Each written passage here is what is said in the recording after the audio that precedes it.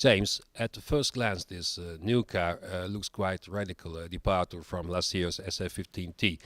Would you talk us through the basic concept, which is lies behind what so far has been known as Project 667? Sure, well, it is certainly a very bold car, but then it needs to be. It needs to be. If we look to last year's car, the project we did for 2015, we were working to improve a baseline that was really quite poor. So you could make big steps. You could make big steps last year, being relatively conservative with what you were doing. However, to improve a car that was already quite reasonable, last year's car, to make something this year, which was also a big step forward, you need to take some bolder steps. You need to be able to be braver and to work across the entire car in an aggressive way. And that's something that we've done both on the chassis side and also on the power unit for this year's car. So in a way, it would be fair to say that this car has been breaking new ground in the field of designing. I guess in one way it's fair to say that, but it's fair to say in every year our cars are breaking new ground. We do a new design because we think we can make a new one that is faster and better than the old one. So in a sense, they're all breaking new ground.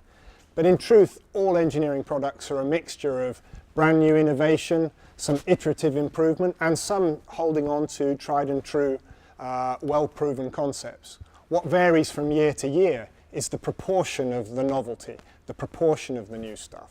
And on this year's car, we have a very high proportion of new, bold approaches, and that's necessary for us to make the sort of step forward that we need to make.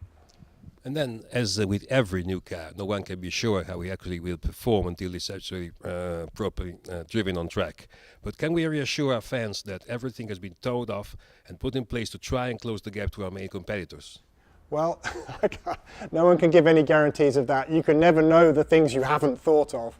But what I can be absolutely certain of is that the entire project team on this car has given its absolute best to try to make sure that every possible way that we can put a competitive car on the ground for the first race, we have followed. And only time will tell whether our efforts will bear that fruit, but I dearly hope so. And about yourself, last year we saw you work in both in the role of technical director and on the pit wall on the Grand Prix scene. Are you planning something different for 2016? Yes, indeed. Last year was a very tough year for me, trying to do effectively two jobs at once.